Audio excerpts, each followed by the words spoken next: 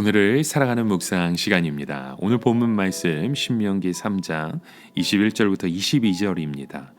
그때에 내가 여호수아에게 명하여 이르기를 너희 하나님 여호와께서 이 두 왕에게 행하신 모든 일을 내가 목도하였거니와 내가 가는 모든 나라에도 여호와께서 이같이 행하시리니 너희는 그들을 두려워하지 말라. 너희 하나님 여호와 그가 너희를 위하여 싸우시리라 하였노라. 여러분, 우리가 신앙생활을 하면서 꼭 기억해야 할 것이 있습니다. 바로 하나님께서는 우리의 삶에 대해 거대한 그림을 가지고 계시다는 사실입니다. 우리는 하나님의 모자이크, 그 그림을 완성시켜 나아가는 사람들입니다. 처음에는 왜 하나님께서 나에게 이런 것을 안 해주시는지 이해가 되지 않지만 시간이 지나고 나면 더 좋은 것을 주시기 위해서 그렇게 하신 것을 알게 됩니다. 그런데 중요한 것은 우리가 이스라엘 백성들이 밟고 있는 그 바산과 그 길르앗 땅이 하나님의 축복의 맛보기였다는 사실입니다. 즉 하나님께서 이스라엘 백성들이 이런 식으로 하나님의 말씀을 믿고 끝까지 인내하면 바산 왕국을 정복했듯이 가나안 땅 전체도 차지하게 된다는 그 약속을 보여주셨던 것입니다. 여러분, 이스라엘 자손들이 헤스본 왕국과 바산 왕국을 차지한 것은 하나님의 축복의 전부가 아니었습니다. 그런데 어떤 사람들은 너무 염세적이어서 지금까지 우연히 일이 잘 되었지만 앞으로도 잘 된다는 보장이 없다고 하며 두려움에 벌벌 떨면서 앞으로 나아가지 못했습니다. 어떤 의미에서 이것은 사실입니다. 이스라엘 백성들이 헤스본이나 바산을 이긴 것은 그들의 힘이 아니었습니다. 사실 스스로도 어떻게 해서 이길 수 있었는지 이해가 되지 않았을 것입니다. 그러나 하나님께서 우리를 한 번만 돕고 그 후에 비참하게 망하도록 버리시는 분이 아니시죠. 하나님께서 우리에게 축복의 맛보기를 주셨다면 나머지 일들도 그렇게 해주실 것을 믿어야 하는 것입니다. 즉 이스라엘 백성들이 바산에서 했던 방식대로 하기만 하면 가나안 땅에서도 얼마든지 성공하고 축복받을 수 있다는 것을 믿어야 합니다. 우리 크리스찬들은 믿음의 연단을 받으면서 얻는 원리를 성공했을 때에도 그대로 적용해야 합니다. 이스라엘 백성들이 광야에서 붙들었던 하나님을 가나안 땅에 들어간 후에도 계속해서 붙들었더라면 그들은 절대로 실패할 수 없었습니다. 그러나 많은 사람들이 성공한 후에는 믿음의 연단 속에서 얻은 원리를 더 세련된 것으로 바꾸어야 한다고 생각합니다. 이스라엘 백성들도 가나안 땅에 들어간 후에 광야의 하나님을 창피하게 여기고 더 세련되어 보이는 바알 신을 바꾸었다가 그들은 망할 수밖에 없었던 것입니다.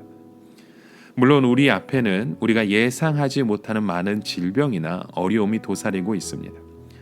그러나 우리가 이런 것들을 늘 염려하면서 아무것도 하지 않으면 여러분 결코 우리는 약속의 땅을 차지하지 못합니다. 우리를 노리는 많은 위험과 어려움이 있을지라도 바산에서 했던 대로 하면 모든 시험을 다 이기고 이제는 맛보기가 아니라 그 음식 전체를 먹게 된다는 것을 믿었어야 했습니다. 여러분, 우리도 지금 하나님의 축복을 맛보고 있는 것입니다. 이 축복들은 우리가 믿음대로 나아가면 된다는 하나님의 약속입니다. 우리는 이 신앙의 원리를 바꾸어야 할 이유가 전혀 없습니다. 우리는 지금까지 해온 방법대로 그대로 나아가고 그대로 믿기만 하면 됩니다. 그러나 오늘 본문 속에 우리는 모세의 안타까운 간구를 보게 되죠.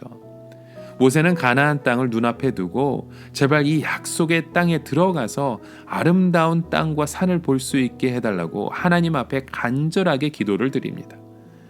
그러나 하나님께서는 그 모세의 기도를 듣지 아니하시고 그만해도 족하니 이 일로 다시 기도하지 말라고 하시면서 모세가 가나안 땅에 들어가는 것을 허락지 않으셨습니다.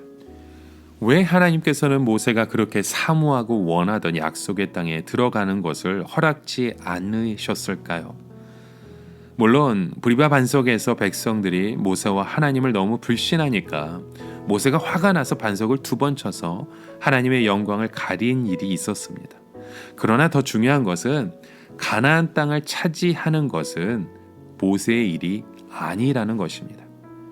이것은 여호수아가 할 일이었고 이제 이스라엘 백성들은 모세가 아니라 눈에 보이지 않는 여호와의 사자만을 믿고 싸워야 했던 것입니다. 사실 모세에게는 하나님의 영광이 있었고 능력의 지팡이가 있었고 카리스마가 있었습니다. 그래서 모세가 가나안 땅에 가면 이스라엘 백성들은 모세를 다 쳐다보게 되었습니다. 그러나 하나님이 원하시는 것은 이제는 눈에 보이는 모세도 없이 순전하게 하나님의 사자의 말만 믿고 가나안 땅을 다 정복하는 것이었습니다. 그래서 모세는 개인적으로는 가나안 땅에 가고 싶어도 이스라엘 백성에게 그는 더 이상 도움이 되지 않았던 것입니다. 그래서 모세는 헤스본과 바산을 정복하는 것까지만 하고 비스가 산에 올라가서 그의 사명을 마무리하게 됩니다. 여러분, 때로는 내가 원하는 것이 반드시 하나님께서 기뻐하시는 온전한 뜻은 아닙니다. 때로는 나 자신이 다른 사람에게 걸림돌이 될 수도 있습니다. 하나님께서 우리에게 원하시는 것은 우리가 믿음의 주인이신 예수 그리스도를 바라보고 자기에게 주어진 그 믿음의 싸움을 잘 싸우는 것입니다. 이제 더 이상 사람을 의지하거나 붙잡지 않는 것이죠. 그리고 앞에 계시는 주님을 붙들고 자신에게 주어진 싸움을 잘 감당해서 이 세상의 빛과 소금의 역할을 이루어 가는 것입니다. 여러분, 오늘 우리의 삶 가운데 그런 믿음의 고백을 이어가시고 믿음의 고백을 온전히 세워가시길 바랍니다. 하나님이 우리와 함께 하시면 우리를 승리케 하실 줄 믿습니다. 그럼 믿음의 고백 속에 하나님의 이름을 높여드리는 저와 여러분의 하루가 되시길 주님의 이름으로 간절히 축원합니다. 함께 기도합니다. 하나님 아버지, 오늘도 우리가 주님의 이름을 바라봅니다. 때로는 우리의 마음속에, 때로는 우리의 뜻 가운데, 우리의 욕심 가운데 주의 일을 바라보기도 합니다. 하지만 그곳에서 이제는 주님의 이름이 높여지고 주님의 뜻만 드러나길 간절히 소망하오니 우리에게 주신 그 사명대로 살아갈 수 있는 주의 백성 되게 하여 주시옵소서. 사명대로 순종할 수 있는 믿음의 고백이 오늘도 우리의 삶을 통해서 세워지고 일어나게 하여 주시옵소서. 예수 그리스도의 이름으로 기도드립니다. 아멘.